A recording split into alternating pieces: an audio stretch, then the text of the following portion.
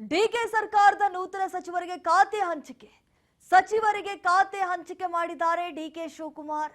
ಲೋಕಭವನಕ್ಕೆ ಪಟ್ಟಿ ರವಾನಿಸಿದ್ದಾರೆ ಮುಖ್ಯಮಂತ್ರಿ ಡಿಕೆ ಶಿವಕುಮಾರ್. ಹಾಗೆ ರಾಜ್ ನ್ಯೂಸ್ ನಲ್ಲಿ ನೂತನ ಸಚಿವರ ಪಟ್ಟಿ ಫೈನಲ್ ಆಗಿದೆ.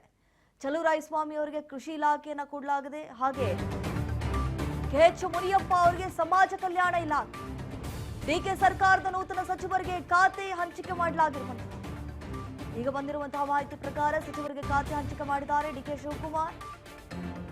ಇನ್ನು ಅಧಿಕೃತವಾಗಿ ಘೋಷಣೆ ಮಾಡದಂತೆ ಬಾಕಿ ಇದೆ. ಲೋಕಭವನಕ್ಕೆ ಪಟ್ಟಿಯನ್ನ ಕಳಿಸಿಕೊಟ್ಟಿದ್ದಾರೆ. ಇದು ರಾಜ್ ನ್ಯೂಸ್ ನಲ್ಲಿ ನೂತನ ಸಚಿವರ ಪಟ್ಟಿ. ಹಾಗಾದ್ರೆ ಯಾವ್ಯಾವ ಖಾತೆ ಯಾರ್ಯಾರಿಗೆ?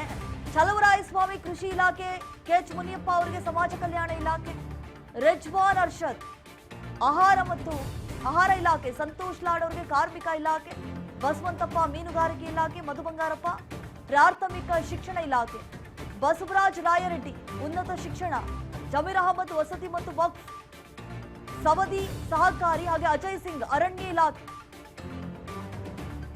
ಎಸ್ ಮಲ್ಲಿಕಾರ್ಜುನ ಗಣಿ ಮತ್ತು ಭೂವಿಜ್ಞಾನ ಇಲಾಖೆಯನ್ನು ಕೊಡಲಾಗಿದೆ. ಖಾತೆಯನ್ನು ಹಂಚಿಕೆ ಮಾಡಲಾಗಿದೆ. ಬಾಲಕೃಷ್ಣ ಸಣ್ಣ ನೀರಾವರಿ ಇಲಾಖೆ. ನೋಡಿ, ಈಗ 19 ಏನು ಸಂಪುಟ ವಿಸ್ತರಣೆ ಸಚಿವರು ತಮ್ಮ ಪ್ರಮಾಣ ವಚನ ಸ್ವೀಕರಿಸಿದಂತ ಸಂದರ್ಭದಲ್ಲಿ ಯಾವಾಗ ಈ ಸಂಪುಟ ವಿಸ್ತರಣೆ ಆಗುತ್ತೆ ಅನ್ನುವಂತಹ ಗೊಂದಲದಲ್ಲೇ ಇದ್ರು. ತದನಂತರ ಈಗ ಖಾತೆ ಯಾವಾಗ ಹಂಚಿಕೆ ಮಾಡ್ತಾರೆ ಅನ್ನುವಂತಹ ಕ್ಯೂರಿಯಾಸಿಟಿ ಕೂಡ ಅವರಲ್ಲಿ ಹುಟ್ಕೊಂಡ್ಬಿಟ್ಟಿತ್ತು. ಇವತ್ತು ಮಾಡ್ತಾರೆ, ನಾಳೆ ಮಾಡ್ತಾರೆ, ಸುಮಾರು ದಿನಗಳಿಂದಲೂ ಕೂಡ ಹೈಕಮಾಂಡ್ ಮಟ್ಟದಲ್ಲಿ ಇದೇ ವಿಚಾರದ ಕುರಿತಂತೆ ಸಾಕಷ್ಟು ಚರ್ಚೆ ಆಗ್ತಾ ಇತ್ತು. ಹೇಳಿ ಕೇಳಿ ನಾಳೆ ಅಧಿವೇಶನ ಇದೆ, ಅದಕ್ಕೆ ಬೇಕಾದಂತಹ ಸಿದ್ಧತೆಗಳನ್ನ ಮಾಡ್ಕೊಳ್ಳೋದು ಬಹಳ ಅಗತ್ಯತೆ ಇರುವಂಥದ್ದು. ಹಾಗಾಗಿ ಒಂದು ಸ್ಟೇಟ್ಮೆಂಟ್ ಕೂಡ ಕೊಟ್ಟಿದ್ರು ಡಿಕೆ ಶಿವಕುಮಾರ್ ಅವರು. ಒಂದು ವೇಳೆ ಏನಾದರೂ ಖಾತೆ ಹಂಚಿಕೆ ಆಗಲಿಲ್ಲ ಅಂತಂದ್ರೆ ಎಲ್ಲಾ ಇಲಾಖೆಯವರ ಪರವಾಗಿ ನಾನೇ ಉತ್ತರ ಕೊಡೋದಕ್ಕೆ ರೆಡಿ ಇದ್ದೇನೆ ಅಂತ ಹೇಳ್ಬಿಟ್ಟು. ಹಾಗಾಗಿ ಈಗ ಫೈನಲಿ ಖಾತೆ ಹಂಚಿಕೆ ಆಗಿದೆ.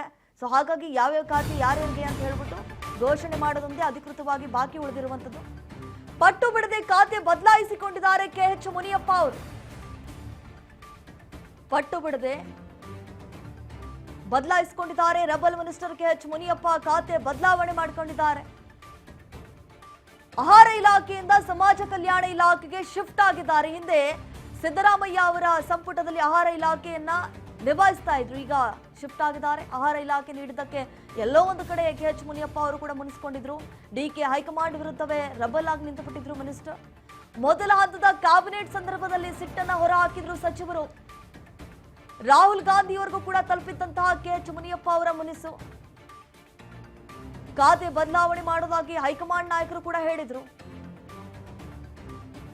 ಇದೀಗ ಇಲಾಖೆ ಹಂಚಿಕೆ ವೇಳೆ ಮುನಿಯಪ್ಪ ಅವರ ಖಾತೆ ಚೇಂಜ್ ಆಗಿದೆ. ಪಟ್ಟು ಬಿಡದೆ ಖಾತೆಯನ್ನ ಬದಲಾಯಿಸಿಕೊಂಡಿದ್ದಾರೆ ಕೆಎಚ್ ಮುನಿಯಪ್ಪ. ನಾವು ಗಮನಿಸಿದಾಗೆ ಈ ಖಾತೆ ಹಂಚಿಕೆ ಮಾಡುವಂತಹ ವಿಷಯ ಏನಿದೆ, ಅದೇ ವಿಚಾರಕ್ಕೆ ಸಂಬಂಧಪಟ್ಟಂತೆ ಡಿಕೆ ಶಿವಕುಮಾರ್ ಅವರು ಸುದೀರ್ಘವಾಗಿ ಕೆಸಿ ವೇಣುಗೋಪಾಲ್ ಅವರ ಜೊತೆಗೆ ಮಾತನಾಡಿದ್ರು, ಚರ್ಚೆ ಕೂಡ ಮಾಡಿದ್ರು. ಇದಕ್ಕೆ ಸಂಬಂಧಪಟ್ಟಂತೆ ಅವತ್ತಿನ ದಿನವೇ ಕೆಎಚ್ ಮುನಿಯಪ್ಪ ಅವರು ಕೂಡ ದೆಹಲಿ ಭೇಟಿ ಮಾಡಿದ್ರು. ಒಟ್ನಲ್ಲಿ ನನ್ನ ಖಾತೆ ಬದಲಾವಣೆ ಆಗಬೇಕು, ಈ ಬಾರಿ ನನಗೆ ಆಹಾರ ಇಲಾಖೆ ಬೇಡವೇ ಬೇಡ ಅಂತ ಹೇಳಿ ಕೂಡ ಬಿಗಿಪಟ್ಟನ್ನು ನಡೆದಿದ್ರು. ಅದೇ ರೀತಿಯಾಗಿ ಈಗ ಬದಲಾವಣೆ ಮಾಡಿದ್ದಾರೆ ಸಮಾಜ ಕಲ್ಯಾಣ ಇಲಾಖೆಗೆ. ಸೊ ಆಹಾರ ಇಲಾಖೆ ಕೊಟ್ಬಿಟ್ಟಿದ್ರು, ನೀವು ಆಹಾರ ಇಲಾಖೆನೇ ನಿಭಾಯಿಸ್ಕೊಂಡು ಹೋಗಿ ಆ ಹುದ್ದೆಯನ್ನ ಅಂತ ಹೇಳ್ಬಿಟ್ಟಿದ್ರು. ಹಾಗಾಗಿ ಕೆಎಚ್ ಮುನಿಯಪ್ಪ ಅವರು ಇಲ್ಲ ಖಂಡಿತವಾಗ್ಲೂ ನನ್ನ ಕೈಯಲ್ಲಿ ಆಗಲ್ಲ ಮಾಡಕ್ಕೆ ಅಂತ ಹೇಳ್ಬಿಟ್ಟು ಹೈಕಮಾಂಡ್ ನಾಯಕರ ವಿರುದ್ಧವೇ ತಿರುಗಿ ಬಿಟ್ಟಿದ್ರು. ಅಸಮಾಧಾನದ ಮೇಲೆ ಅಸಮಾಧಾನ ಹೊರ ಹಾಕ್ತಾ ಇದ್ರು. ಈಗ ಹೆಂಗಾಗ್ಬಿಟ್ಟಿದೆ ಅಂತಂದ್ರೆ ಕಾಂಗ್ರೆಸ್ ಪಾಳ್ಯದಲ್ಲಿ ಈಗ ಖಾತೆ ಹಂಚಿಕೆ ಆಯ್ತು. ಯಾಕಂತಂದ್ರೆ ಒಬ್ಬೊಬ್ರಿಗೊಂದೊಂದು ಖಾತೆಗಳು ಇಷ್ಟ ಇರುತ್ತೆ, ಅವ್ರು ಕೊಟ್ಟಿರಲ್ಲ ಅಂತವ್ರಿಗೆ ಯಾವ ರೀತಿ ಅಸಮಾಧಾನ ಹೊರ ಹಾಕ್ತಾರೆ. ಮತ್ತಷ್ಟು ದಿನ ಬರೀ ಖಾತೆ ಬದಲಾವಣೆ ಮಾಡೋದಕ್ಕೆ ದಿನವನ್ನ ಮುಂದೂಡ್ತಾರ. ಹೇಳಿ ಕೇಳಿ ನಾಳೆ ಅಧಿವೇಶನ ಇದೆ, ಅಧಿವೇಶನಕ್ಕೆ ಸಂಬಂಧಪಟ್ಟಂತೆ ಯಾವ ರೀತಿ ಸಿದ್ಧತೆಗಳನ್ನ ಮಾಡ್ಕೊಳ್ಬೇಕು, ಯಾವ ರೀತಿಯಾದಂತಹ ತಯಾರಿಗಳನ್ನ ಮಾಡ್ಕೊಳ್ಬೇಕು, ಅದು ಯಾವ್ದ್ರ ಬಗ್ಗೆ ಕೂಡ ಈಗ ತಲೆ ಕೆಡಿಸ್ಕೊಳ್ತಾ ಇಲ್ಲ. ಒಟ್ನಲ್ಲಿ ಯಾವ್ಯಾವ ಖಾತೆ ಸಿಗುತ್ತೆ ಅಂತ ಹೇಳಿ ಅನ್ಕೊಂಡಿದ್ರಲ್ಲ, ಆ ಖಾತೆ ಸಿಕ್ಕವರು ಸುಮ್ಮನೆ ಆಗ್ತಾರೆ. ಅದನ್ನ ಹೊರತುಪಡಿಸಿ ಇಷ್ಟ ಇಲ್ಲದವರು ಅವ್ರು ಯಾವ ರೀತಿ ಈಗ ಅಸಮಾಧಾನವನ್ನು ಹೊರಹಾಕ್ತಾರೆ ಅನ್ನುವಂಥದ್ದು ಈಗ ನಿಜಕ್ಕೂ ಡಿಕೆ ಶಿವಕುಮಾರ್ ಅವರ ಮುಂದಿರುವಂತಹ ದೊಡ್ಡ ಸವಾಲಂದ್ರೂ ಕೂಡ ತಪ್ಪಾಗ್ಲಿಕ್ಕಿಲ್ಲ. ಇದನ್ನು ಯಾವ ರೀತಿ ನಿಭಾಯಿಸ್ತಾರೆ ಅನ್ನುವಂಥದ್ದು ಈಗ ಯಕ್ಷ ಪ್ರಶ್ನೆ ಆಗಿದೆ. ಯಾಕಂತಂದ್ರೆ ನಮ್ಗೆ ಈ ಖಾತೆ ಇಷ್ಟ ಇಲ್ಲ, ಈ ಖಾತೆ ಕೊಡಿ ಅಂತ ಹೇಳುವಂತ ಚಾನ್ಸಸ್ ಕೂಡ ತುಂಬಾ ದಟ್ಟವಾಗಿ ಗೋಚರಿಸ್ತಾ ಇದೆ. ಈಗ ಫೈನಲಿ ಸಚಿವರ ಖಾತೆ ಹಂಚಿಕೆ ಆಯಿತು. ಆ ಒಂದು ಲಿಸ್ಟ್ ಅನ್ನ ಲೋಕಭವನಕ್ಕೆ ಈಗಾಗಲೇ ಕಳಿಸ್ಕೊಟ್ಟಿದ್ದಾರೆ. ಇನ್ನೇನು ಅಧಿಕೃತವಾಗಿ ಘೋಷಣೆ ಮಾಡದಂತೆ ಬಾಕಿ ಉಳಿದಿರುವಂತದ್ದು. ಈ ಲಾಸ್ಟ್ ಮೂಮೆಂಟ್ ನಲ್ಲಿ ಯಾವ ರೀತಿ KH ಮುನಿಯಪ್ಪ ಅವರು ರಣತಂತ್ರವನ್ನ ಹೂಡ್ಬಿಟ್ಟು ತಮ್ಮ ಖಾತೆಯನ್ನ ಶಿಫ್ಟ್ ಮಾಡ್ಕೊಂಡ್ರಲ್ಲ, ಅದೇ ರೀತಿಯಾಗಿ ಮುಂದಿನ ದಿನಗಳಲ್ಲಿ ಅಂದ್ರೆ ಇವತ್ತೇ ಮಾಡ್ಕೋಬಹುದು ಹೇಳಕ್ಕಾಗಲ್ಲ. ಇದೇ ಒಂದು ವಿಚಾರವನ್ನ ಮುಂದಿಟ್ಕೊಂಡು ಯಾವ ರೀತಿ ವಿಪಕ್ಷದವರು ಟೀಕೆ ಟಿಪ್ಪಣಿಗಳನ್ನ ಮಾಡ್ತಾ ಇದ್ರು ನೋಡಿದ್ವಲ್ಲ. ಈಗ ಫೈನಲಿ ಖಾತೆ ಹಂಚಿಕೆ ಆಯ್ತು. ಎಸ್, ಇದಕ್ಕೆ ಸಂಬಂಧಪಟ್ಟಂತ ಹೆಚ್ಚಿನ ಡೀಟೇಲ್ಸ್ ಕೊಡ್ತಾರೆ ನಮ್ಮ ಪ್ರತಿನಿಧಿ ಬಸವರಾಜ್ ಹೂಗಾರ್. ಈಗ ಫೋನ್ ಸಂಪರ್ಕದಲ್ಲಿ ಜಾಯ್ನ್ ಆಗಿದ್ದಾರೆ. ಎಸ್ ಬಸವರಾಜ್, ನಾವು ಗಮನಿಸಿದಾಗೆ ಖಾತೆ ಹಂಚಿಕೆ ಫೈನಲಿ ಆಯಿತು. ಈಗ ಲಾಸ್ಟ್ ಮೂಮೆಂಟ್ ನಲ್ಲಿ KH ಮುನಿಯಪ್ಪ ಅವರು ಶಿಫ್ಟ್ ಮಾಡ್ಕೊಂಡಿದ್ದಾರೆ ಸಮಾಜ ಕಲ್ಯಾಣ ಇಲಾಖೆಗೆ. ಸೊ ಈಗ ನೆಕ್ಸ್ಟ್ ಅದೇ ರೀತಿಯಾಗಿ ಯಾರಾದ್ರೂ ಮಾಡ್ಕೊಳ್ಳಬಹುದಾ? ಸಾಧ್ಯತೆಗಳು ಇದಾವ ಹೆಂಗೆ?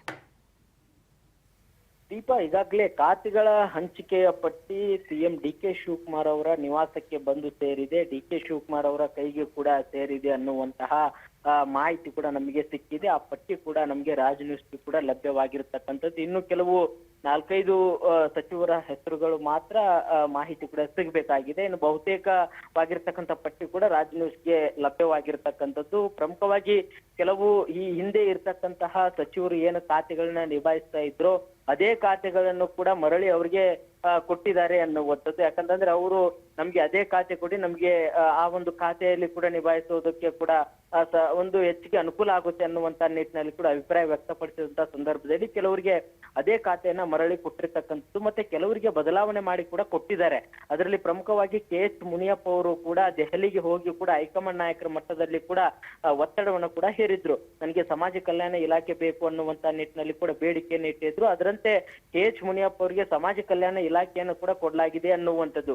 ಆ ಒಂದು ಸಮಾಜ ಕಲ್ಯಾಣ ಇಲಾಖೆಗೆ ನರೇಂದ್ರ ಸ್ವಾಮಿ ಅವರು ಕೂಡ ಬಹಳ ಕಣ್ಣಿಟ್ಟಿದ್ರು. ಅವರು ಅದಕ್ಕೆ ಲಾಬಿ ಕೂಡ ಮಾಡಿದ್ರು. ಆದ್ರೆ KH ಮುನಿಯಪ್ಪ ಅವರು ಹೈಕಮಾಂಡ್ ನಾಯಕರಲ್ಲಿ ಒತ್ತಡ ಹೇರಿ ಒಂದ್ ಕಡೆ ಸಮಾಜ ಕಲ್ಯಾಣ ಇಲಾಖೆ ಪಡೆಯುವಲ್ಲಿ ಸಫಲರಾಗಿದ್ದಾರೆ ಅನ್ನುವಂಥದ್ದು ಕೂಡ ಈಗಷ್ಟೇ ಮಾಹಿತಿ ಕೂಡ ಸಿಗ್ತಾ ಇದೆ. ಹಾಗೆ ಕೆಲವರು ಈಗಾಗಲೇ ಕೆಲವು ಸಚಿವರಿಗೆ ಈಗಾಗಲೇ ಲಕ್ಷ್ಮಣ್ ಸವದಿ ಅವರಿಗೆ ಸಹಕಾರಿ ಇಲಾಖೆ, ಅಜಯ್ ಸಿಂಗ್ ಅವರಿಗೆ ಅರಣ್ಯ ಇಲಾಖೆ, ಮಲ್ಲಿಕಾರ್ಜುನ್ ಅವರಿಗೆ ಗಣಿ ಇಲಾಖೆ, ಮಧು ಬಂಗಾರಪ್ಪ ಅವರಿಗೆ ಮತ್ತೆ ಅದೇ ಪ್ರಾಥಮಿಕ ಶಿಕ್ಷಣ ಇಲಾಖೆ, ಈಗ ಹೊಸದಾಗಿ ಆಗಿರ್ತಕ್ಕಂಥ ಸಚಿವರಾಗಿದ್ದ ಬಾಲಕೃಷ್ಣ ಅವರಿಗೆ ಸಣ್ಣ ನೀರಾವರಿ ಕೊಟ್ಟಿದ್ದಾರೆ, ಪುಟ್ಟರಂಗ ಶೆಟ್ಟಿ ಅವರಿಗೆ ಪಶುಸಂಗೋಪನೆ ಕೊಟ್ಟಿದ್ದಾರೆ. ಈ ಹಿಂದೆ ವೆಂಕಟೇಶ್ ಅವ್ರಿಗೆ ಕೊಟ್ಟಿದ್ರು, ಅದನ್ನ ಈಗ ಪುಟ್ಟರಂಗ ಶೆಟ್ಟಿ ಅವರಿಗೆ ಕೊಟ್ಟಿರ್ತಕ್ಕಂಥದ್ದು. ಹೀಗೆ ಕೆಲವು ಸಚಿವರಿಗೂ ಕೂಡ ಖಾತೆಗಳನ್ನ ಹಂಚಿಕೆ ಮಾಡಿರ್ತಕ್ಕಂಥದ್ದು. ಇನ್ನೇನು ಸಿಎಂ ಕಚೇರಿಯಿಂದ ಒಂದು ಲೋಕಭವನಕ್ಕೆ ಕೂಡ ಪಟ್ಟಿ ರವಾನೆ ಆಗೋದು ಒಂದೇ ಬಾಕಿ ಇರ್ತಕ್ಕಂಥದ್ದು. ಹಾಗಾಗಿ ಕೆಲವು ಸಚಿವರು ಏನು ಅಸಮಾಧಾನ ಏನಿತ್ತು ಅವ್ರನ್ನೆಲ್ಲರೂ ಕೂಡ ವಿಶ್ವಾಸಕ್ಕೆ ತೆಗೆದುಕೊಂಡೇ ಸಿಎಂ DK ಶಿವಕುಮಾರ್ ಅವರು ಅವ್ರ ಬಳಿ ಕೂಡ ಚರ್ಚೆ ನಡೆಸಿ ಹೈಕಮಾಂಡ್ ನಾಯಕರು ಕೂಡ ಒಂದು ಪಟ್ಟಿ ರವಾನೆ ಮಾಡಿದ್ರು. ಅವರು ಕೂಡ ಒಂದು ಚರ್ಚೆ ನಡೆಸಿ ಈಗ ಒಂದು ಪಟ್ಟಿಯನ್ನು ಕೂಡ ಸಿಎಂಗೆ ಕಳಿಸಿದ್ದಾರೆ ಅನ್ನುವಂತ ಮಾಹಿತಿ ಕೂಡ ಸದ್ಯಕ್ಕೆ ಲಭ್ಯವಾಗ್ತಾ ಇದೆ. ದೀಪಾ. ಎಸ್ ಬಸವರಾಜ್, ನಾಳೆ ಬೇರೆ ಅಧಿವೇಶನ ಇದೆ. ಅದಕ್ಕೆ ಬೇಕಾದಂತಹ ಸಿದ್ಧತೆಗಳನ್ನ ಮಾಡುವುದು ಬಹಳ ಅಗತ್ಯತೆ ಇರುವಂತದ್ದು. ಇದೇ ಒಂದು ವಿಚಾರವನ್ನ ಮುಂದಿಟ್ಕೊಂಡು ವಿಪಕ್ಷದವರು ಕೂಡ ಟೀಕೆ ಟಿಪ್ಪಣಿಗಳನ್ನ ಮಾಡಿದ್ರು. ಹಾಗೆ ಈಗ ಫೈನಲಿ ಖಾತೆ ಹಂಚಿಕೆ ಇವತ್ತು ಆಗತ್ತೆ. ಇನ್ನೇನು ಅಧಿಕೃತವಾಗಿ ಘೋಷಣೆ ಮಾಡೋದಂತೆ ಬಾಕಿ ಉಳಿದಿರುವಂತದ್ದು. ನಾಳೆ ಯಾವ ರೀತಿಯಾದಂತಹ ಸಿದ್ಧತೆಗಳನ್ನ ಮಾಡ್ಕೊಂಡಿದ್ದಾರೆ? ಯಾಕಂತಂದ್ರೆ ಅವ್ರು ಕೇಳುವಂತಹ ಪ್ರಶ್ನೆಗಳಿಗೆ ಯಾವ ರೀತಿ ಕೌಂಟರ್ ಕೊಡಬಹುದು ಅಂತ ಹೇಳಿ.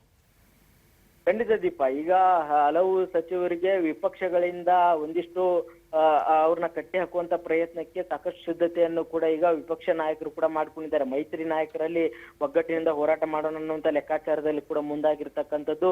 ಈಗಾಗಲೇ ಆ ಒಂದು ನಿಟ್ಟಿನಲ್ಲಿ ಖಾತೆಗಳನ್ನ ಬಹುಬೇಗನೆ ಹಂಚಿಕೆ ಮಾಡಬೇಕು ಅನ್ನುವಂತ ನಿಟ್ಟಿನಲ್ಲಿ ಸಚಿವರು ಒತ್ತಡವನ್ನು ಕೂಡ ಹೇರಿದ್ರು. ಅದರಂತೆ ಇವತ್ತು ಕೂಡ ಅಧಿಕೃತವಾಗಿ ಕೂಡ ಖಾತೆಗಳ ಹಂಚಿಕೆ ಪಟ್ಟಿ ರವಾನೆ ಆಗುವಂಥದ್ದು, ಬಿಡುಗಡೆ ಆಗುವಂತದ್ದು ಕೂಡ ಇವತ್ತಿರುವಂತದ್ದು. ಹಾಗಾಗಿ ಖಾತೆಗಳು ಕೊಟ್ಟಂತ ಸಂದರ್ಭದಲ್ಲಿ ಕೂಡಲೇ ಆ ಖಾತೆಗಳ ಇಲಾಖೆಗಳ ಅಧಿಕಾರಿಗಳ ಜೊತೆ ಸಭೆ ನಡೆಸಿ ಅಧಿವೇಶನಕ್ಕೆ ಏನು ವಿಪಕ್ಷಗಳು ಪ್ರಶ್ನೆಗಳನ್ನ ಕೇಳ್ತಾರೆ, ಕೆಲವು ಪ್ರಮುಖವಾಗಿರ್ತಕ್ಕಂಥ ವಿಚಾರಗಳೇನಿದಾವೆ ಮತ್ತೆ ಇಲಾಖಾವಾರು ಕೂಡ ಕೆಲವಷ್ಟು ಪ್ರಶ್ನಾವಳಿಗಳನ್ನ ಕೇಳಿದಂತ ಸಂದರ್ಭದಲ್ಲಿ ಅದಕ್ಕೆ ಸೂಕ್ತವಾಗಿರ್ತಕ್ಕಂಥ ಅಧಿಕಾರಿಗಳಿಂದ ಮಾಹಿತಿ ಪಡೆದು ಸದನದಲ್ಲಿ 2 ಸದನಗಳಲ್ಲಿ ಕೂಡ ಸೂಕ್ತವಾಗಿ ಒಂದು ತಿರುಗೇಟು ಕೊಡಬೇಕು.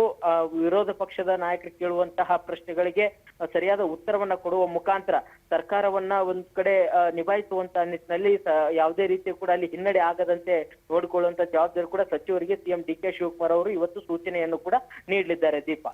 ಎಸ್ ಬಸವರಾಜಿಗೆ ಇನ್ನುಳಿದಂತಹ ಒಂದು ಸ್ಥಾನಮಾನವನ್ನ ಯಾರಿಗೆ ಕೊಡಬಹುದು ಅಂತ ಹೇಳ್ಬಿಟ್ಟು ಇನ್ನುವರೆಗೂ ಅದ್ರ ಬಗ್ಗೆ ತುಂಬಾ ಸಸ್ಪೆನ್ಸ್ ಆಗಿಬಿಟ್ಟಿದ್ದಾರೆ. ಯಾಕಂತಂದ್ರೆ ಸಾಕಷ್ಟು ಜನ ಆ ಒಂದು ಸ್ಥಾನಕ್ಕಾಗಿ ಲಾಬಿ ಮಾಡ್ತಾ ಇರುವಂತದ್ದು. ಆ ಒಂದು ಸ್ಥಾನ ಯಾರಿಗೆ ಕೊಡಬಹುದು ಅಂತ ಹೇಳಿ.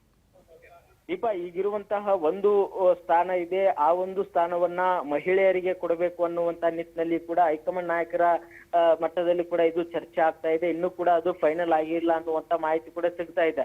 ಆ ಒಂದು ಮಹಿಳಾ ಒಂದು ಕೋಟಾದ ಅಡಿಯಲ್ಲಿ ಸಾಕಷ್ಟು ಆಕಾಂಕ್ಷಿಗಳು ಕೂಡ ಇರುವಂತದ್ದು. ಲಕ್ಷ್ಮೀ ಹೆಬ್ಬಾಳ್ಕರ್ ಅವರು ಇದ್ದಾರೆ, ನಯನಾ ಮೋಟಮ್ಮ ಇದ್ದಾರೆ, ಉಮಾಶ್ರೀ ಅವರು ಇದ್ದಾರೆ, ಆರತಿ ಕೃಷ್ಣ ಅವರು ಕೂಡ ಇರುವಂತದ್ದು, ಮತ್ತೆ ರೂಪಕಲಾ ಶಶಿಧರ್ ಅವರು ಕೂಡ ಇರ್ತಕ್ಕಂಥದ್ದು. ಹೀಗೆ ಮಹಿಳೆಯರ ಕೋಟಾದ ಅಡಿಯಲ್ಲಿ ಬಹಳ ದೊಡ್ಡ ಮಟ್ಟಿಗೆ ಕೂಡ ಪಟ್ಟಿ ಇದೆ. ಆ ಒಂದು ಪಟ್ಟಿಯಲ್ಲಿ ಯಾರಿಗೆ ಅವಕಾಶ ಮಾಡಿಕೊಡ್ಬೇಕು, ಏನೆಲ್ಲ ಲೆಕ್ಕಾಚಾರಗಳು, ಅವನ್ನೆಲ್ಲವನ್ನು ಕೂಡ ಹೈಕಮಾಂಡ್ ನಾಯಕರ ಮಟ್ಟದಲ್ಲಿ ಕೂಡ ಚರ್ಚೆ ಮಾಡ್ಲಾಗ್ತಾ ಇದೆ. ಈಗಾಗಲೇ ಮಾಜಿ ಸಚಿವರಾಗಿರ್ತಕ್ಕಂಥ ಲಕ್ಷ್ಮೀ ಹೆಬ್ಬಾಳ್ಕರ್ ಅವರಿಗೆ ಕೊಡ್ಲಾಗುತ್ತೆ ಅನ್ನುವಂತಹ ಮಾಹಿತಿ ಕೂಡ ಸಿಗ್ತಾ ಇದೆ.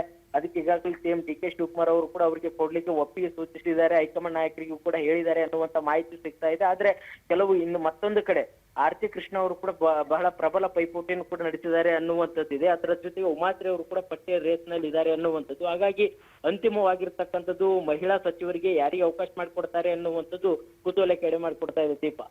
ಎಸ್ ಬಸವರಾಜ್, ಈಗ ಸಾಕಷ್ಟು ಮಹಿಳೆಯರು ಕೂಡ ಲಾಬಿ ಮಾಡ್ತಾ ಇರುವಂತದ್ದು. ಯಾಕಂತಂದ್ರೆ ಈಗ ನಿಜಕ್ಕೂ ಹೆಂಗಾಗ್ಬಿಟ್ಟಿದೆ ಅಂತಂದ್ರೆ ಎಲ್ಲರೂ ಕೂಡ ಈಗ ರೊಚ್ಚಿಗೆದ್ದು ಬಿಟ್ಟಿದ್ದಾರೆ. ಮಹಿಳೆಯರಿಗೆ ಒಂದೇ ಒಂದು ಸ್ಥಾನವನ್ನ ಕೊಟ್ಟಿಲ್ಲ ಅಂತ ಹೇಳ್ಬಿಟ್ಟು ಈಗ 5-5 ಜನ ಲಾಬಿ ಮಾಡ್ತಾ ಇದ್ರೆ, ಒಬ್ರಿಗೆ ಕೊಟ್ರೆ ಒಬ್ರು ಮುನಿಸು ಹೊರ ಹಾಕ್ತಾರೆ. ಅವ್ರನ್ನ ಯಾವ ರೀತಿ ಸಮಾಧಾನ ಪಡಿಸಬಹುದು ಅಂತ ಹೇಳಿ? ಖಂಡಿತ ದೀಪ, ಈಗ ಇರುವಂತ ಒಂದು ಸ್ಥಾನ ಮಹಿಳಾ ಶಾಸಕರಿಗೆ ಸಚಿವ ಸ್ಥಾನ ಕೊಡಬೇಕು ಅನ್ನುವಂತ ನಿಟ್ಟಿನಲ್ಲಿ ಕೂಡ ಇದೀಗ ಹೈಕಮಾಂಡ್ ನಾಯಕರ ಮಟ್ಟದಲ್ಲಿ ಕೂಡ ಅದು ಚರ್ಚೆ ಆಗಿದೆ. ಸಿಎಂ ಡಿ.ಕೆ. ಶಿವಕುಮಾರ್ ಅವರು ಕೂಡ ಅದನ್ನ ಒಪ್ಪಿಗೆ ಸೂಚಿಸಿದ್ದಾರೆ. ಆದ್ರೆ ಇರುವಂತ ಒಂದು ಸ್ಥಾನಕ್ಕೆ 3-4 ಜನ ಆಕಾಂಕ್ಷಿಗಳು ಇರುವಂತ ಸಂದರ್ಭದಲ್ಲಿ ಅವರವರ ಒಂದು ಸಾಧನೆ ಅಥವಾ ಅವರ ಒಂದು ಕಾರ್ಯವೈಖರಿ ಬಗ್ಗೆ ಕೂಡ ಮತ್ತೆ ಸಮುದಾಯವಾರು ಕೂಡ ಜಾತಿವಾರು ಕೂಡ ಇದನ್ನ ಲೆಕ್ಕಾಚಾರ ಹಾಕ್ಲಾಗ್ತಾ ಇದೆ ಅನ್ನುವಂಥದ್ದು. ಒಂದ್ ಕಡೆ ಈಗ ಡಿ.ಕೆ. ಶಿವಕುಮಾರ್ ಅವರು ಅಭಿಪ್ರಾಯ ಕೂಡ ಪಡೆದುಕೊಳ್ತಾರೆ, ಸಿದ್ದರಾಮಯ್ಯವ್ರ ಅಭಿಪ್ರಾಯ ಕೂಡ ಪಡೆದುಕೊಳ್ತಾರೆ. ಅದರ ಜೊತೆಗೆ ಹೈಕಮಾಂಡ್ ನಾಯಕರಿಂದಲೂ ಕೂಡ ಒಂದು ವರದಿ ಕೂಡ ಇರುವಂತದ್ದು ಪ್ರತಿಯೊಬ್ಬ ಶಾಸಕರದು ಕೂಡ. ಆ ಒಂದು ವರದಿಯ ಅನ್ವಯ ಸಹಿತ ಯಾರಿಗೆ ಕೊಟ್ರೆ ಸೂಕ್ತವಾಗಿ ನಿಭಾಯಿಸಬಹುದು, ಮುಂದೆ ಚುನಾವಣೆಗಳಿಗೆ ಎಫೆಕ್ಟಿವ್ ಆಗಬಹುದು ಅನ್ನುವಂತ ಲೆಕ್ಕಾಚಾರವನ್ನ ಇಟ್ಕೊಂಡು ಅವರಿಗೆ ಒಂದು ಮಣೆ ಹಾಕುವಂತ ಪ್ರಯತ್ನವನ್ನ ಕಾಂಗ್ರೆಸ್ ಪಕ್ಷದ ಹೈಕಮಾಂಡ್ ನಾಯಕರು ಮಾಡಬಹುದು. ಒಂದ್ ವೇಳೆ ಏನಾದ್ರೂ ಈಗ ಒಬ್ಬರಿಗೆ ಕೊಟ್ರೆ ಮತ್ತೊಬ್ರು ಒಂದು ಅಸಮಾಧಾನಗೊಳ್ಳುವಂತ ಸಾಧ್ಯತೆ ಕೂಡ ಇದೆ. ಆದ್ರೆ ಅವರನ್ನ ಒಂದು ವಿಶ್ವಾಸಕ್ಕೆ ತೆಗೆದುಕೊಳ್ಳುವಂತ ಹೊಣೆಗಾರಿಕೆಯನ್ನು ಕೂಡ ಸಿಎಂ ಡಿ.ಕೆ. ಶಿವಕುಮಾರ್ ಅವರಿಗೆ, ಮಾಜಿ ಸಿಎಂ ಸಿದ್ದರಾಮಯ್ಯ ಅವರಿಗೆ ಮತ್ತೆ ಕೆಪಿಸಿಸಿ ಅಧ್ಯಕ್ಷರಾಗಿರ್ತಕ್ಕಂಥ ಬಿ.ಕೆ. ಹರಿಪ್ರಸಾದ್ ಅವರಿಗೆ ಹೈಕಮಾಂಡ್ ನಾಯಕರು ನಿಭಾಯಿಸುವಂತ ನಿಟ್ಟಿನಲ್ಲಿದೆ. ಹಾಗಾಗಿ ಒಬ್ಬರಿಗೆ ಅವಕಾಶ ಮಾಡಿಕೊಡುವಂತ ನಿಟ್ಟಿನಲ್ಲಿ ಕೂಡ ಹೈಕಮಾಂಡ್ ನಾಯಕರು ಇದೀಗ ಆ ಒಂದು ನಿಟ್ಟಿನಲ್ಲೇ ಒಂದಿಷ್ಟು ವಿಳಂಬ ಆಗ್ತಾ ಇದೆ ಅನ್ನುವಂತ ಮಾಹಿತಿ ಇದೆ. ಈಗ ಲಕ್ಷ್ಮೀ ಹೆಬ್ಬಾಳ್ಕರ್ ಅವರು ಹಿಂದೆ ಸಚಿವರಾಗಿದ್ರು, ಅವರು ಕೂಡ ಪ್ರಬಲವಾಗಿರ್ತಕ್ಕಂಥ ಆಕಾಂಕ್ಷಿಗಳಿದ್ದಾರೆ. ಕ್ಷೇತ್ರಗಳಲ್ಲಿ ಕೂಡ ಸಾಕಷ್ಟು ಪ್ರತಿಭಟನೆಗಳು ಕೂಡ ನಡೀತಾ ಇದ್ದಾವೆ ಲಕ್ಷ್ಮೀ ಹೆಬ್ಬಾಳ್ಕರ್ ಅವರಿಗೆ ಸಚಿವ ಸ್ಥಾನ ಕೊಡಬೇಕು ಅನ್ನುವಂತ ನಿಟ್ಟಿನಲ್ಲಿ. ಅದರ ಜೊತೆಗೆ ಈಗಾಗಲೇ ಶಾಂತಿಗೌಡ ಅವರಿಗೆ ಕೂಡ ಮೊದಲು ಪಟ್ಟಿಯಲ್ಲಿ ಹೆಸರಿತ್ತು, ಆ ತದನಂತರದಲ್ಲಿ ಬಳಿಕ ಅವ್ರ ಹೆಸರು ಕೈ ಬಿಡಲಾಯಿತು. ಅವರು ಸಹಿತ ಒಂದು ಪಟ್ಟಿಯ ರೇಸ್ ಅಲ್ಲಿದ್ದಾರೆ. ಹಾಗಾಗಿ ಯಾರಿಗೆ ಕೊಡಬಹುದು ಅನ್ನುವಂತ ಲೆಕ್ಕಾಚಾರಗಳು ಬಹಳ ದೊಡ್ಡ ಮಟ್ಟಿಗೆ ಕೂಡ ಚರ್ಚೆ ಆಗ್ತಾ ಇದೆ. ಆದ್ರೆ ಒಬ್ಬರಿಗೆ ಅವಕಾಶ ಮಾಡಿಕೊಡುವಂತ ನಿಟ್ಟಿನಲ್ಲಿ ಒಂದ್ ಕಡೆ ಸಿಎಂ ಡಿ.ಕೆ. ಶಿವಕುಮಾರ್ ಅವರು ಕೂಡ ಅವ್ರದ್ದು ಕೂಡ ಬೆಂಬಲ ಬೇಕಾಗುತ್ತೆ. ಅದರ ಜೊತೆಗೆ ಸಿದ್ದರಾಮಯ್ಯರ ಅಭಿಪ್ರಾಯ ಕೂಡ ಇಲ್ಲಿ ಪ್ರಾಮುಖ್ಯತೆಯನ್ನು ಹೊಂದುತ್ತೆ. ಇಬ್ಬರು ನಾಯಕರು ಯಾರಿಗೆ ಸೂಚಿಸ್ತಾರೆ ಅವರಿಗೆ ಸಚಿವ ಸ್ಥಾನ ಸಿಗುವಂತ ಸಾಧ್ಯತೆ ಕೂಡ ಇದೆ ದೀಪ. ಎಸ್ ಬಸವರಾಜ್, ಈಗ ನಾಗೇಂದ್ರ ಅವರ ವಿಚಾರಕ್ಕೆ ಬಂದ್ರೆ ಈಗ ವಿಪಕ್ಷದವರು ಕೂಡ ಆಗ್ರಹಿಸ್ತಿದ್ದಾರೆ, ಅವರನ್ನ ವಜಾ ಮಾಡಬೇಕು. ಯಾಕಂತಂದ್ರೆ ಈಗ ನಾಗೇಂದ್ರ ಅವರು ಒಂದು ಸ್ಟೇಟ್ಮೆಂಟ್ ಕೊಟ್ಟಿದ್ದಾರೆ, ನಾನು ಆರೋಪಿ ಅಷ್ಟೇ ಹೊರತಾಗಿ ಅಪರಾಧಿ ಅಲ್ಲ ಅಂತ ಹೇಳಿ. ಈ ಒಂದು ವಿಚಾರ ಎಷ್ಟರ ಮಟ್ಟಿಗೆ ಪ್ರತಿಧ್ವನಿಸುತ್ತೆ ಸದನದಲ್ಲಿ ಅಂತ ಹೇಳಿ? ಖಂಡಿತ ದೀಪ, ಈಗಾಗಲೇ ಸಚಿವ ಬಿ ನಾಗೇಂದ್ರ ಅವರ ಮೇಲೇನು ಇಡಿ ಕೇಸ್ ಏನಿದೆ, ಈಗಾಗಲೇ ಜಾಮೀನ್ ಮೇಲೂ ಕೂಡ ಹೊರಗಿರುವಂತದ್ದು, ಅದರಲ್ಲೂ ಸಹಿತ ಅವರು ಅದನ್ನ ಜಾಮೀನು ಕೂಡ ಷರತ್ತುಬದ್ಧ ಜಾಮೀನು ಕೂಡ ಉಲ್ಲಂಘನೆ ಮಾಡಿದ್ದಾರೆ ಅನ್ನುವಂಥದ್ದು ಕೂಡ ಇದೆ. ಅದರ ಆ ಒಂದು ನಿಟ್ಟಿನಲ್ಲಿ ಈಗಾಗಲೇ ಬಿಜೆಪಿ ನಾಯಕರು ಸಹಿತ ಸದನದ ಒಳಗಡೆ ಆ ಒಂದು ಬಿ ನಾಗೇಂದ್ರ ಅವರ ಸಚಿವ ಸ್ಥಾನ ಕೈ ಬಿಡಬೇಕು ಅವ್ರನ್ನ ಸಂಪುಟದಿಂದ ಅನ್ನುವಂತ ನಿಟ್ಟಿನಲ್ಲಿ ಕೂಡ ಒಂದು ಪ್ರತಿಭಟನೆ ಧರಣಿಯನ್ನು ಕೂಡ ಕೂಳ್ತೇವೆ ಅನ್ನುವಂತ ಮಾತನ್ನು ಕೂಡ ಬಿಜೆಪಿ ನಾಯಕರು ಹೇಳಿರ್ತಕ್ಕಂಥದ್ದು. ಆದ್ರೆ ಅದನ್ನ ಒಂದ್ ಕಡೆ ಬಿ ನಾಗೇಂದ್ರ ಅವರು ಸಚಿವ ಸ್ಥಾನ ಕೊಟ್ಟಿರ್ತಕ್ಕಂತ ವಿಚಾರಕ್ಕೆ ಸಂಬಂಧಪಟ್ಟಂತೆ ಡಿ.ಕೆ. ಶಿವಕುಮಾರ್ ಅವರು ಪ್ರಕರಣ ಇದೆ, ಕೇಸ್ ಇದೆ ಅನ್ನುವಂತ ಕೇಳಿದ ಸಂದರ್ಭದಲ್ಲಿ ಅದನ್ನ ಒಂದು ಸಮರ್ಥನೆ ಮಾಡಿಕೊಳ್ಳುವಂತ ನಿಟ್ಟಿನಲ್ಲಿ ಕೂಡ ಡಿ.ಕೆ. ಶಿವಕುಮಾರ್ ಅವರು ಮುಂದಾಗ್ತಾ ಇದ್ದಾರೆ. ಆದ್ರೆ ಇಲ್ಲಿ ಸಂಪುಟದಲ್ಲಿ ಕೂಡ ಕೆಲವರಿಗೆ ಇನ್ನೂ ಕೂಡ ಕೆಲವರಿಗೆ ಅಸಮಾಧಾನಿತರು ಏನಿದ್ದಾರೆ ಅವರಿಗೆ ಅವಕಾಶ ಮಾಡಿಕೊಡ್ಬೇಕಾಗಿರ್ತಕ್ಕಂಥ ಅನಿವಾರ್ಯತೆ ಕೂಡ ಇದೆ. ಆ ಅನಿವಾರ್ಯತೆ ಜೊತೆಗೆ ಅಲ್ಲಿ ಹೈಕಮಾಂಡ್ ನಾಯಕರ ಮಟ್ಟದಲ್ಲಿ ಕೂಡ ನಾಗೇಂದ್ರ ಅವರ ಒಂದಿಷ್ಟು ಪ್ರಭಾವ ಕೂಡ ಇದ್ದಂತೆ ಕಾಣಿಸ್ತಾ ಇದೆ. ಯಾಕಂತಂದ್ರೆ ಇಷ್ಟೆಲ್ಲಾ ಆರೋಪಗಳಿದ್ರು ಸಹಿತ ನಾಗೇಂದ್ರ ಅವರ ಪರವಾಗಿ ಕೂಡ ಡಿ.ಕೆ. ಶಿವಕುಮಾರ್ ಅವರು ಬಹಳ ದೊಡ್ಡ ಮಟ್ಟದಲ್ಲಿ ಸಮರ್ಥನೆ ಕೂಡ ಮಾಡ್ಕೊಳ್ತಾ ಇದ್ದಾರೆ. ಆದ್ರೆ ಆ ಒಂದು ನಿಟ್ಟಿನಲ್ಲಿ ಹೈಕಮಾಂಡ್ ನಾಯಕರ ಬಳಿ ಯಾವ ವರದಿ ಇದೆಯೋ ಅಥವಾ ಬಿ ನಾಗೇಂದ್ರ ಅವರಿಗೆ ಕೊಡ್ಲೇಬೇಕು ಅನ್ನುವಂತ ಲೆಕ್ಕಾಚಾರಗಳು ಏನಿದಾವೋ ಅದು ದಟ್ಟವಾಗಿ ಕಾಣಿಸ್ತಾ ಇದೆ. ಆದ್ರೆ ಒಂದ್ ಕಡೆ ವಿಪಕ್ಷಗಳು ಇದನ್ನ ಹೋರಾಟದ ರೂಪದಲ್ಲಿ ತೆಗೆದುಕೊಂಡಂತ ಸಂದರ್ಭದಲ್ಲಿ ಇದು ಸರ್ಕಾರವನ್ನ ಇಕ್ಕಟ್ಟಿಗೆ ಸಿಲುಕಿಸುವಂತ ಪ್ರಯತ್ನ ಆದ್ರೆ ಅದನ್ನ ಹೈಕಮಾಂಡ್ ನಾಯಕರು ಪರಿಗಣಿಸಿ ಅವ್ರನ್ನ ಸಚಿವ ಸ್ಥಾನ ಕೈ ಬಿಡುವಂತ ಸಾಧ್ಯತೆ ಕೂಡ ಇದೆ Deepa. S Basavaraj, thank you ತಮ್ಮ ಮಾಹಿತಿಗಾಗಿ. ನೋಡಿ, ಡಿಕೆ ಸಂಪುಟದಲ್ಲಿ 2.2 ಅಜಯ್ ಸಿಂಗ್ಗೆ ಫಾರೆಸ್ಟ್ ಡಿಪಾರ್ಟ್ಮೆಂಟ್ ಅನ್ನು ಕೊಡಲಾಗಿದೆ. ಎಚ್ ಸಿ ಬಾಲಕೃಷ್ಣ ಅವರಿಗೆ ಸಣ್ಣ ನೀರಾವರಿ, ಹಾಗೆ ಪುಟ್ಟರಂಗಶೆಟ್ಟಿ ಅವರಿಗೆ ಪಶುಸಂಗೋಪನೆ ಇಲಾಖೆಯನ್ನ ಕೊಡಲಾಗುತ್ತೆ. ಸಂತೋಷ್ ಲಾಡ್ ಅವರಿಗೆ ಕಾರ್ಮಿಕ ಇಲಾಖೆ. ಹಿಂದೆ ಕೂಡ ಸಿದ್ದರಾಮಯ್ಯ ಸಂಪುಟದಲ್ಲಿ same as it is. Rizwan Arshad ಆಹಾರ ಇಲಾಖೆ, ಹಾಗೆ KH ಮುನಿಯಪ್ಪ ಅವರು ಸಮಾಜ ಕಲ್ಯಾಣ ಇಲಾಖೆ. ಚಲುವರಾಯಸ್ವಾಮಿ ಕೃಷಿ ಇಲಾಖೆ. ಬಸವರಾಜ ರಾಯರೆಡ್ಡಿ ಅವರು ಉನ್ನತ ಶಿಕ್ಷಣ ಇಲಾಖೆ. SS ಮಲ್ಲಿಕಾರ್ಜುನ್ ಗಣಿ ಮತ್ತು ಭೂವಿಜ್ಞಾನ ಇಲಾಖೆ. ಮಧು ಬಂಗಾರಪ್ಪ ಶಿಕ್ಷಣ ಇಲಾಖೆ. ಲಕ್ಷ್ಮಣ ಸವದಿ ಸಹಕಾರ ಇಲಾಖೆ, ಹಾಗೆ ಜಮೀರ್ ಅಹಮದ್ ಖಾನ್ ವಕ್ಫ್ ಮತ್ತು ವಸತಿ ಇಲಾಖೆ. ನೋಡಿ, ಯಾವ್ಯಾವ ಖಾತೆಗಳನ್ನ ಈಗ ಹಂಚಿಕೆ ಮಾಡೋದು. ನಿಜಕ್ಕೂ ಇದು ಹೆಂಗಾಗಿತ್ತು ಅಂತಂದ್ರೆ ಹೈಕಮಾಂಡ್ ಮಟ್ಟದಲ್ಲಿ ದೊಡ್ಡ ತಲೆನೋವಾಗ್ಬಿಟ್ಟಿತ್ತು. ಯಾಕಂತಂದ್ರೆ ಸಾಕಷ್ಟು ಜನ ನಮ್ಗಿದು ಬೇಕು, ಈ ಇಲಾಖೆ ಬೇಕು, ಆ ಖಾತೆ ಬೇಕು ಅಂತ ಹೇಳಿ ಕೆಲವೊಂದಿಷ್ಟು ಜನರು ಕೂಡ ಒತ್ತಡವನ್ನು ಹೇರ್ತಾ ಇದ್ರು. ಒಂದು ಹಾಗೆ ನೋಡಿ, ಈಗ KH ಮುನಿಯಪ್ಪ ಅವರು ಹಿಂದೆ ಆಹಾರ ಇಲಾಖೆಯನ್ನು ನಿಭಾಯಿಸಿಕೊಂಡು ಬಂದವರು, ಹಾಗಾಗಿ ಅವ್ರಿಗೆ ಬಹಳಷ್ಟು ಅದ್ರ ಬಗ್ಗೆ ನಾಲೆಡ್ಜ್ ಇರುತ್ತೆ ಅನ್ನುವಂತಹ ಕಾರಣಕ್ಕಾಗಿ ಮತ್ತೆ ಅದೇ ಒಂದು ಖಾತೆಯನ್ನ ಕೊಡೋದಕ್ಕೆ ಮುಂದಾದಂಥ ಸಂದರ್ಭದಲ್ಲಿ ನನಗೆ ಆ ಖಾತೆ ಬೇಡ ಅಂತ ಹೇಳಿ ತಕರಾರನ್ನು ಎತ್ತುಬಿಟ್ರು KH ಮುನಿಯಪ್ಪ ಅವರು. ಹಾಗೆ ಈಗ ನರೇಂದ್ರ ಸ್ವಾಮಿ ಅವರು ಕೂಡ ಅದೇ ಖಾತೆಯ ಮೇಲೆ ಕಣ್ಣಿಟ್ಟಿದ್ದಾರೆ. ಸೊ ಮುಂದಿನ ದಿನಗಳಲ್ಲಿ ಅಲ್ಲಲ್ಲಿ ಯಾವ ರೀತಿಯಾದಂತಹ ಕ್ಲಾಶಸ್ ಶುರುವಾಗುತ್ತೆ ಅನ್ನುವಂಥದ್ದು ಈಗ ನಿಜಕ್ಕೂ ಒಂದು ದೊಡ್ಡ ಪ್ರಶ್ನೆ ಆಗ್ಬಿಟ್ಟಿದೆ. ಮತ್ತೇನಾದ್ರೂ ಖಾತೆ ಬದಲಾವಣೆ ಮಾಡ್ಕೊಳ್ತಾರ, ಏನಾದ್ರೂ ಹೈಕಮಾಂಡ್ ಮಟ್ಟದಲ್ಲಿ ಮತ್ತಷ್ಟು ಒತ್ತಡವನ್ನು ಹೇರುವಂತಹ ರಣತಂತ್ರಗಾರಿಕೆ ಏನಾದ್ರೂ ಹೆಣೆಯಲಾಗುತ್ತಾ ಅನ್ನುವಂತಹ ಪ್ರಶ್ನೆ ಸಹಜವಾಗಿ ಮೂಡುತ್ತೆ. ಇನ್ನೇನು ಅಧಿಕೃತವಾಗಿ ಘೋಷಣೆ ಮಾಡೋದೊಂದೇ ಬಾಕಿ ಇರುವಂಥದ್ದು. ಈಗಾಗಲೇ ಈ ಲಿಸ್ಟ್ ಅನ್ನ ಲೋಕಭವನಕ್ಕೆ ಕಳಿಸಿಕೊಟ್ಟಿದ್ದಾರೆ. ತದನಂತರ ಅಧಿಕೃತವಾಗಿ ಘೋಷಣೆ ಮಾಡಲಾಗುತ್ತೆ. ಯಾಕಂತಂದ್ರೆ ನಾಳೆ ಅಧಿವೇಶನ ಬೇರೆ ಇದೆ. ಸೊ ಅದರ ಮುಂಚಿತವಾಗಿ ಖಾತೆ ಹಂಚಿಕೆ ಮಾಡುವುದು ಬಹಳ ಅಗತ್ಯತೆ ಇತ್ತು. ಅದೇ ರೀತಿಯಾಗಿ ಈಗ ಖಾತೆ ಹಂಚಿಕೆ ಮಾಡಿದ್ದಾರೆ ಎನ್ನುವಂತಹ ಮಾಹಿತಿ ರಾಜ್ ನ್ಯೂಸ್ಗೆ ಲಭ್ಯವಾಗಿರುವಂಥದ್ದು. ಆ ಒಂದು ಪಟ್ಟಿ ರಾಜ್ ನ್ಯೂಸ್ಗೆ ಲಭ್ಯವಾಗಿದೆ. ಹಾಗಾಗಿ ಸೊ ಯಾವ ರೀತಿಯಾದಂತಹ ಸಿದ್ಧತೆಗಳನ್ನ ಮಾಡ್ಕೊಳ್ಬೇಕಾಗತ್ತೆ, ನಾಳಿನ ಅಧಿವೇಶನಕ್ಕೆ ಯಾವ ರೀತಿ ಟಕ್ಕರ್ ಕೊಡುವಂತಹ ಕೆಲಸ ಆಗಬೇಕಾಗುತ್ತೆ. ಯಾಕಂತಂದ್ರೆ ಸಾಕಷ್ಟು ವಿಷಯಗಳನ್ನ ಕೂಡ ಪ್ರಸ್ತಾಪ ಮಾಡುವಂತಹ ಸಂಭವ ಇದೆ ವಿಪಕ್ಷದವರಿಂದ. ಯಾಕಂತಂದ್ರೆ ಒಂದು ನಾಗೇಂದ್ರ ಅವರ ಕೇಸ್ ಆಗಿರ್ಬೋದು, ಹಾಗೆ ಬಿಡದಿ ಟೌನ್ಶಿಪ್ ಆ ಒಂದು ವಿಚಾರ ಆಗಿರ್ಬೋದು, ಇವೆಲ್ಲವೂ ಕೂಡ ಸಾಕಷ್ಟು ಪ್ರತಿಧ್ವನಿಸುವಂತಹ ಸಾಧ್ಯತೆ ಕೂಡ ಹೆಚ್ಚಾಗಿದೆ. ಇದಕ್ಕೆ ಯಾವ ರೀತಿ ಯಾವ ಇಲಾಖೆಯವರು ಈಗಾಗಲೇ ಸಚಿವರ ಜೊತೆ ಸಭೆ ಆಗಿರುತ್ತೆ, ಇದಕ್ಕೆ ಸಂಬಂಧಪಟ್ಟಂತೆ ಯಾವ ರೀತಿ ವಿಪಕ್ಷದವರನ್ನ ಕಟ್ಟಿ ಹಾಕಬೇಕು. ಯಾಕಂತಂದ್ರೆ ಸರ್ವೇ ಸಾಮಾನ್ಯವಾಗಿ ಸದನ ಅಂತಂದ್ರೆ ಈಗ ವಿಪಕ್ಷದವರು ಏನೇ ಪ್ರಶ್ನೆ ಮಾಡಿದ್ರು ಕೂಡ ಆಡಳಿತಾರೂಢ ಪಕ್ಷ ಆಗಿರುವಂತಹ ಕಾಂಗ್ರೆಸ್ ಆ ಉತ್ತರವನ್ನ ಕೊಡಬೇಕಾಗತ್ತೆ. ಅದೇ ರೀತಿಯಾಗಿ ಅವ್ರು ಕೇಳುವಂತಹ ಪ್ರಶ್ನೆಗಳಿಗೆ ಯಾವ ರೀತಿ ಚಕ್ಮಟ್ ಇಡಬೇಕು, ಯಾವ ರೀತಿ ಟಕ್ಕರ್ ಕೊಡಬೇಕು ಅನ್ನುವಂತಹ ಕೆಲಸ ಈಗ ಕಾಂಗ್ರೆಸ್ನಿಂದಲೂ ಕೂಡ ನಡೀತಾ ಇರುವಂಥದ್ದು. ಅದರ ಮುಂಚಿತವಾಗಿ ಈಗ ಖಾತೆ ಹಂಚಿಕೆ ಮಾಡಿದ್ದಾರೆ. ಪ್ರಮಾಣ ವಚನ ಸ್ವೀಕರಿಸಿದಂತಹ 19 ಸಚಿವರಲ್ಲಿ 13 ಮಂದಿಗೆ ಖಾತೆ ಹಂಚಿಕೆ ಆಗುತ್ತೆ. 13 ಮಂದಿಗೆ ಆಗಿದೆ. ಹಿಂದೆ ಇದ್ದಂತಹ ಖಾತೆ ಪಡೆಯುವಲ್ಲಿ 5 ಸಚಿವರು ಸಕ್ಸಸ್ ಆಗಿದ್ದಾರೆ. ನಮ್ಗೆ ಅದೇ ಖಾತೆ ಬೇಕು ಅಂತ ಕೇಳ್ಕೊಂಡಿದ್ರು, ಕೊಟ್ಟಿದ್ದಾರೆ. ಅದರಲ್ಲಿ ಸಂತೋಷ್ ಲಾಡು ಕಾರ್ಮಿಕ ಇಲಾಖೆ, ಹಾಗೆ ಜಮೀರ್ ಅಹಮದ್ ಅವರು ವಸತಿ ಇಲಾಖೆ, ಹಿಂದೆ ಕೂಡ ಅದೇ ನಿಭಾಯಿಸಿದ್ರು. SS ಮಲ್ಲಿಕಾರ್ಜುನ್ ಅವರು ಗಣಿ ಮತ್ತು ಭೂವಿಜ್ಞಾನ ಇಲಾಖೆ. ಮಧು ಬಂಗಾರಪ್ಪ ಅವರು ಪ್ರಾಥಮಿಕ ಶಿಕ್ಷಣ ಇಲಾಖೆ. ಚಲುವರಾಯಸ್ವಾಮಿ ಅವರು ಕೃಷಿ ಇಲಾಖೆ. ಸೊ ಅದೇ ಖಾತೆಯನ್ನ ಕೊಡಬೇಕು ಅಂತ ಹೇಳಿ ಅವ್ರು ಕೇಳ್ಕೊಂಡಿದ್ರು. ಪ್ರಮಾಣ ವಚನ ಸ್ವೀಕರಿಸಿದಂತಹ 19 ಸಚಿವರಲ್ಲಿ 13 ಮಂದಿಗೆ ಈಗ ಖಾತೆ ಹಂಚಿಕೆ ಆಗಿದೆ. ಖಾತೆಯನ್ನ ಹಂಚಿಕೆ ಮಾಡಿದ್ದಾರೆ. ಅದರಲ್ಲಿ ಸಂತೋಷ್ ಲಾಡ್ ಆಗಿರ್ಬೋದು, ಜಮೀರ್ ಅಹಮದ್ ಖಾನ್ ಅವರಾಗಿರ್ಬೋದು, ಚಲುವರಾಯಸ್ವಾಮಿ ಅವರಾಗಿರ್ಬೋದು, ಹಾಗೆ SS ಮಲ್ಲಿಕಾರ್ಜುನ್ ಅವರಾಗಿರ್ಬೋದು, ಹಾಗೆ ಮಧು ಬಂಗಾರಪ್ಪ. ಯಾಕಂತಂದ್ರೆ ಯಾವಾಗ ಇವರು ಸಚಿವ ಸ್ಥಾನಕ್ಕಾಗಿ ಲಾಬಿ ಮಾಡ್ತಾ ಇದ್ರಲ್ಲ, ಸಿಗುತ್ತೆ ಅಂತ ಹೇಳಿ ಗೊತ್ತಾದ ಮೇಲೆ ಆಮೇಲೆ ಸಂಪುಟ ವಿಸ್ತರಣೆ ಕೂಡ ಆಯ್ತು. ಆ ಸಂದರ್ಭದಲ್ಲಿ ಯಾವಾಗ ಅವರ ಹೆಸರು ಆ ಲಿಸ್ಟ್ ನಲ್ಲಿ ಬಂತ್ ನೋಡಿ, ಆಗ್ಲೇ ಅವರು ಒತ್ತಡವನ್ನು ಹೇರೋದಕ್ಕೆ ಸ್ಟಾರ್ಟ್ ಮಾಡಿದ್ರು ಹೈಕಮಾಂಡ್ ಮಟ್ಟದಲ್ಲಿ.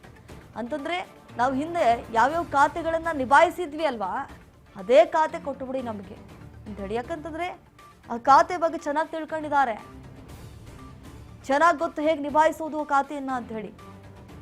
ಅದಕ್ಕಾಗಿ ಅದೇ ಖಾತೆಗಳನ್ನ ಕೊಟ್ಟಿದ್ದಾರೆ. ಜಮೀರ್ ಅಹಮದ್ ಖಾನ್ ಅವರಿಗೆ ಸಂತೋಷ್ ಲಾಡು ಮತ್ತು ಚಲುವರಾಯಸ್ವಾಮಿ, SS ಮಲ್ಲಿಕಾರ್ಜುನ, ಮಧು ಬಂಗಾರಪ್ಪ ಅವರು. ಸೊ ಇನ್ನೇನು ಅಧಿಕೃತವಾಗಿ ಘೋಷಣೆ ಮಾಡದಂತೆ ಬಾಕಿ ಉಳಿದಿರುವಂಥದ್ದು. ಈಗ ಖಾತೆ ಹಂಚಿಕೆ ಏನು ಮಾಡಿದ್ದಾರೆ 19 ಜನರಲ್ಲಿ, ಈಗ 13 ಮಂದಿಗೆ, ಇನ್ನುಳಿದಂತಹ 5 ಜನಕ್ಕೆ, ಇನ್ನು ಉಳಿದಂತಹ 6 ಜನಕ್ಕೆ ಯಾವ್ಯಾವ ಖಾತೆ ಸಿಗುತ್ತೆ ಅನ್ನುವಂಥದ್ದು ಈಗ ಕ್ಯೂರಿಯಾಸಿಟಿ ಹುಟ್ಟಿಕೊಂಡಿದ್ದಾರೆ.